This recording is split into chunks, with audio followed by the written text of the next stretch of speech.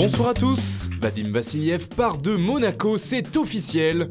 Le Russe perd son poste de vice-président de l'ASM. Un choix du propriétaire Dimitri Ribolovlev.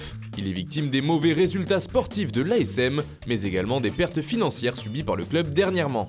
Il faut dire que cette saison 2018-2019 a été particulièrement difficile pour le club de la Principauté. Après un mercato estival raté, les Rouges et Blancs sont à la peine et se sont rapidement fait éliminer en Ligue des Champions. Le club du Rocher est aussi englué dans la zone rouge en Ligue 1 et ce depuis le début du championnat. C'est d'abord Leonardo Jardim qui paye ce terrible départ et qui est remercié par la direction monégasque. Thierry Henry prend alors sa succession mais n'a jamais réussi à retourner cette spirale négative de mauvais résultats.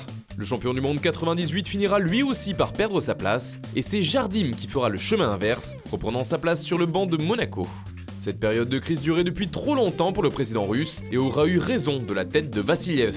Dans un communiqué officiel ce jeudi, Dimitri Ribolovlev a expliqué les raisons qui l'ont poussé à remercier son vice-président et n'a pas hésité à rejeter la faute sur l'homme fort de l'ASM depuis la reprise du club. Pendant les 6 années au cours desquelles Vadim Vassiliev a travaillé à l'AS Monaco, nous avons parcouru ensemble un long chemin.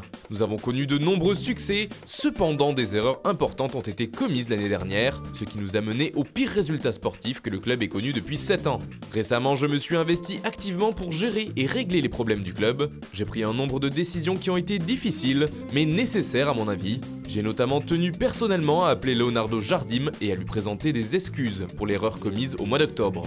Je lui ai ainsi demandé de revenir au club pour diriger l'équipe et j'ai validé toutes ses propositions sur les arrivées de nouveaux joueurs durant le mercato hivernal. C'est le temps des changements et ces changements ne touchent pas que l'effectif, mais également les dirigeants. J'ai ainsi pris une décision qui est très dure pour moi, celle de libérer Vadim Vassiliev de ses fonctions de vice-président et de directeur général du club. J'ai l'intention de présenter un nouveau candidat au poste de vice-président et de directeur général du club au conseil d'administration de l'AS Monaco le 22 février prochain.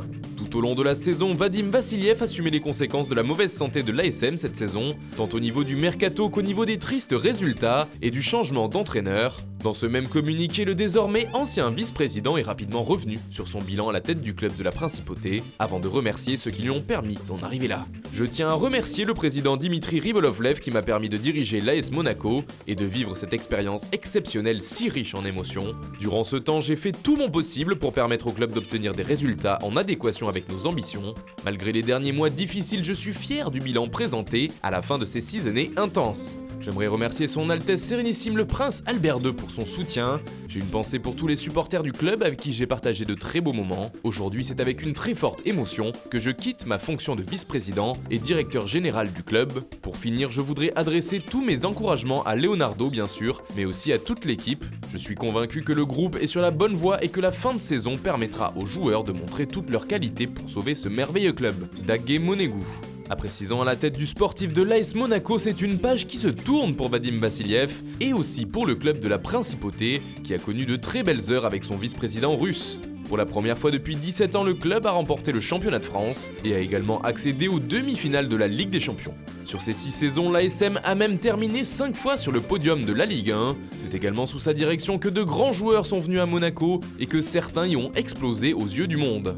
On se souvient notamment de Radamel Falcao, de James Rodriguez, de Bernardo Silva ou encore de Fabinho. Ensuite, avec les contraintes du fair play financier, le club de la Principauté a dû s'adapter et a changé son fusil d'épaule. En effet, c'est lors des années Vassiliev que le club s'est spécialisé dans le trading de joueurs. Pionnier dans le domaine, l'ASM s'est illustré par de gros transferts avec des bénéfices records. C'est Anthony Martial qui a ouvert la voie à d'autres incroyables culbutes financières. Outre les joueurs déjà cités, Thomas Lemar, Benjamin Mendy, Timothy Bakayoko et surtout Kylian Mbappé.